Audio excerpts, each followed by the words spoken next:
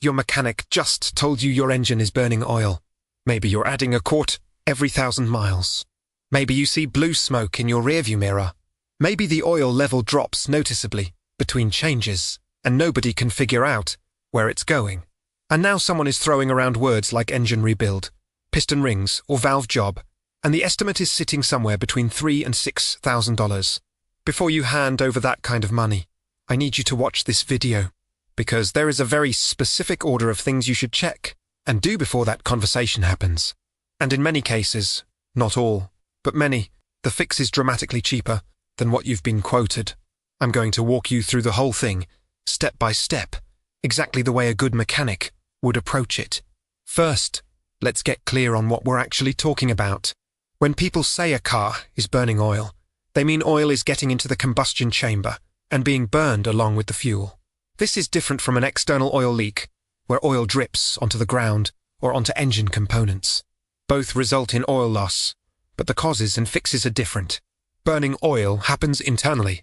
It means oil found a path into the cylinders that it shouldn't have. The most common symptoms are blue or blue-grey smoke from the exhaust, an oil smell from the exhaust, oil level that drops between changes without any visible puddles under the car, and in worse cases, fouled spark plugs with oily deposits on them. That last one is important.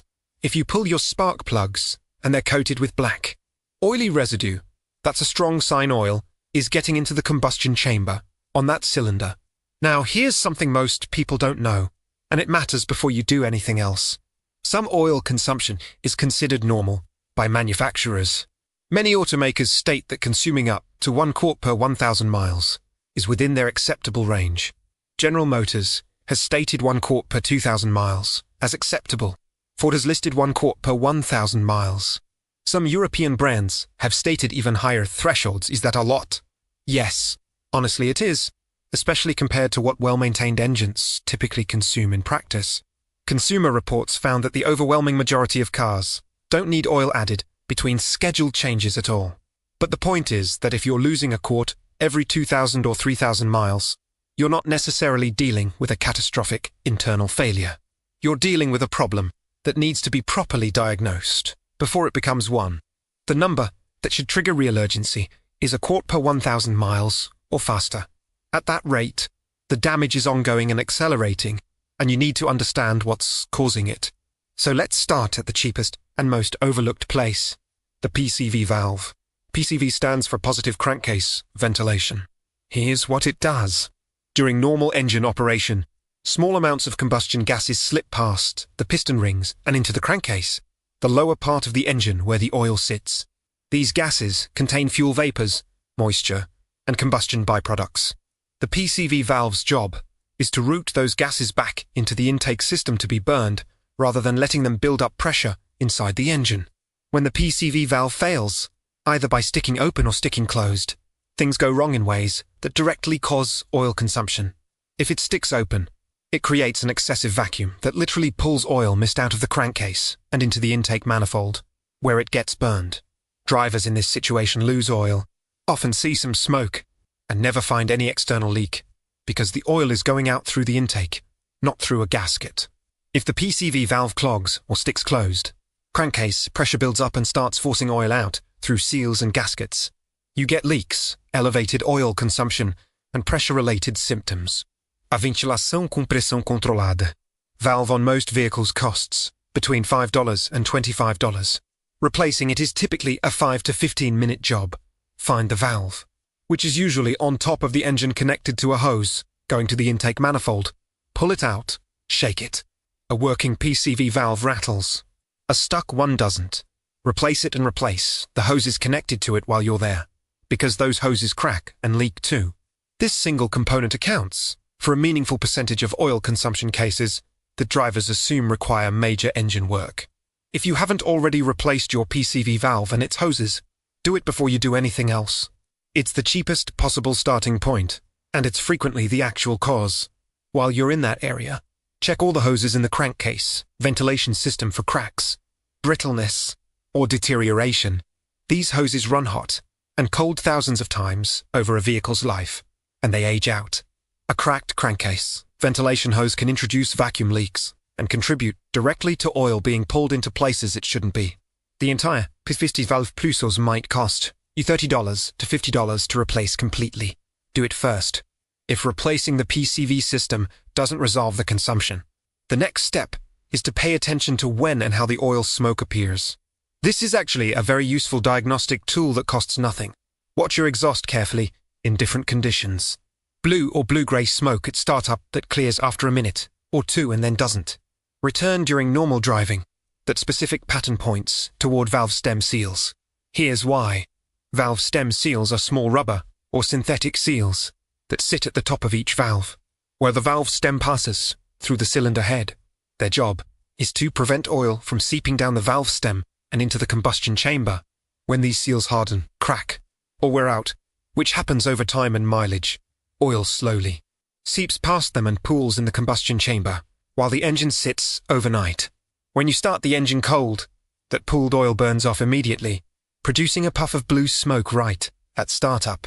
Once it clears, the engine is running and valve temperatures rise, which temporarily re-expands the compromised seals enough to reduce seepage. That's why the smoke is specifically at startup and then goes away. Valve stem seals typically last 100,000 to 150,000 miles under normal conditions, and they wear faster if the engine has run low on oil, if the oil wasn't changed on schedule, or if the engine has spent a lot of time at high temperatures. The other pattern to watch for is blue smoke under hard acceleration or when pulling a load, rather than at startup. That pattern points more toward piston rings. Piston rings seal the gap between the pistons and the cylinder walls. There are typically 3 rings per piston to compression rings that seal combustion pressure, and 1 oil control ring that scrapes oil off the cylinder wall and returns it to the crankcase. When the oil control rings wear or become clogged with carbon deposits, they stop scraping effectively. Oil stays on the cylinder wall and gets burned during combustion. Under hard acceleration, the combustion pressures are highest and the piston's movement is most aggressive, which is when worn rings let the most oil through. So smoke specifically during hard throttle application, not at startup, not at idle, but when you really push it, is a classic piston ring symptom. Neither of these patterns is definitive on its own. Engines with multiple issues can show mixed symptoms, but these patterns give you a starting point for understanding what you're dealing with before you spend money on tests or repairs. The definitive diagnostic tests are a compression test and a leak-down test. A compression test measures the pressure each cylinder can hold on the compression stroke. Low compression in one or more cylinders tells you there's a sealing problem, but it doesn't tell you whether the problem is the piston rings, the valve seals, or something else like a damaged valve or a head gasket issue. A wet compression test, where you add a small amount of oil to the cylinder through the spark plug hole before retesting, can help narrow it down.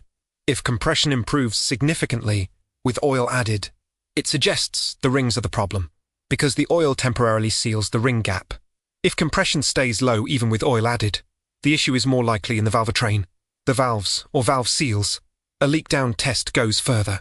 It pressurizes the cylinder with compressed air and measures how fast that pressure leaks out. It also tells you where the air is going. Air escaping from the tailpipe indicates the exhaust valve isn't sealing. Air escaping from the air intake indicates the intake valve isn't sealing. Air escaping from the oil fill cap or dipstick tube indicates the piston rings are passing air. Blow-by. Air showing up in the coolant overflow tank indicates a head gasket problem. A thorough leak-down test gives you much more specific information about what's actually failing and where. This test typically costs $50 to $150 at a shop, and it's worth doing before you commit to any significant repair. It can save you thousands by confirming that the problem is in the valve seals rather than the rings, because those are very different repairs in terms of cost and complexity. Let's talk about the difference between those two repairs honestly, because this is where a lot of drivers get hit with quotes they don't fully understand. Valve stem seal replacement is significant labor. Accessing the seals requires removing valve covers, in many cases the camshafts, and using a special tool to compress the valve springs while holding the valves in place with air pressure. But it doesn't require pulling the engine out of the car or dismantling the short block. On many common vehicles, valve seal replacement runs between $800 and $2,000, depending on the engine configuration and labor rates in your area. On some overhead cam engines, where the camshafts have to come out, it's toward the higher end. On simpler pushrod engines, it can be done for less. This is a real repair, not a cheap fix, but it's a targeted repair that addresses the specific failure without touching anything that isn't involved. Piston ring replacement is a completely different level of work. To replace piston rings properly, the engine needs to come apart. The pistons have to come out, which means dropping the oil pan and accessing the bottom end, or in many cases, pulling the engine entirely. The cylinder walls need to be inspected, and usually honed or bored to ensure the new rings seat correctly. If you put new rings on worn cylinder walls, without addressing the wall condition, the rings won't seal properly, and you've done expensive work that doesn't fix the problem. This is why piston ring replacement typically means a partial or full engine rebuild, and why those jobs cost $2,500 on the low end and can reach $5,000 or more depending on the engine and what's found inside. If the cylinder walls are significantly worn, you may be looking at a full-bore job or a replacement engine. Here's an important reality check. Before anyone commits to that level of repair, get a second opinion. Get the leak down test done if your first shop didn't do one. Understand specifically what's failing, not just the symptom. A shop that jumps straight to engine rebuild without doing a compression test and leak down test first is not giving you a complete diagnostic picture. A thorough diagnosis might add $100 to $200 to your upfront cost and save you from a $4,000 repair you didn't actually need. There's another consequence of burning oil that most drivers don't think about until it's too late: catalytic converter damage. Your catalytic converter is designed to process exhaust gases. It is not designed to process oil. When engine oil gets past the rings or valve seals, it burns in the combustion chamber and the resulting ash, and deposits pass through the exhaust system. Overchimi. This coats the substrate inside the catalytic converter, the honeycomb structure coated with precious metals that does the actual work of cleaning exhaust gases. Enough oil ash buildup can clog the converter, reducing its efficiency and eventually causing it to fail.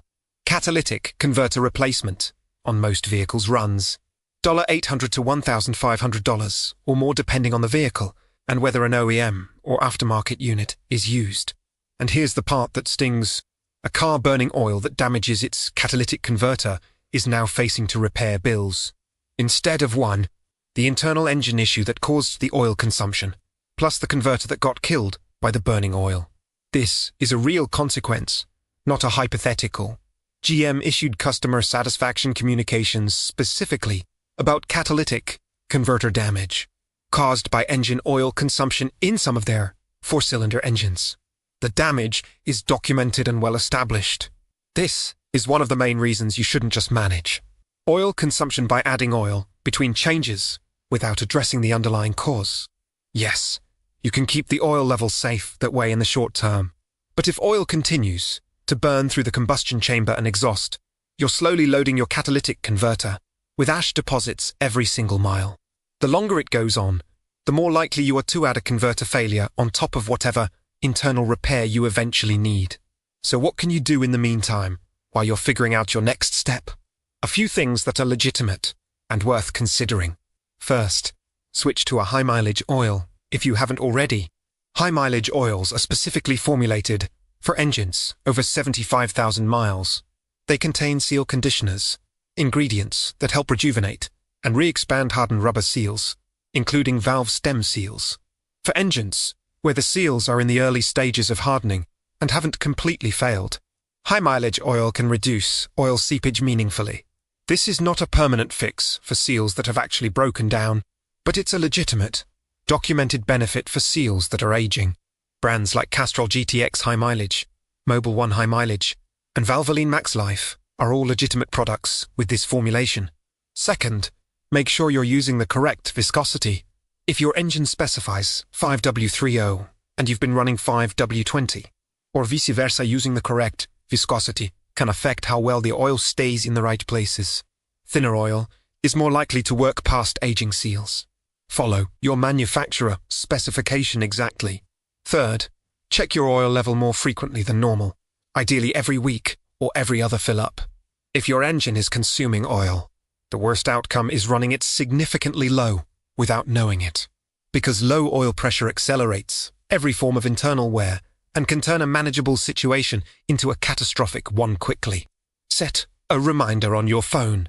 Pull the dipstick once a week until the situation is resolved. This costs nothing and protects you from the scenario where a repair you could handle turns into an engine that's destroyed itself from running to low. Fourth, and this is something a lot of people skip, pull your spark plugs and look at them. If they're oily or black, with wet deposits, that tells you oil is actively getting into those cylinders. Note which ones look oily.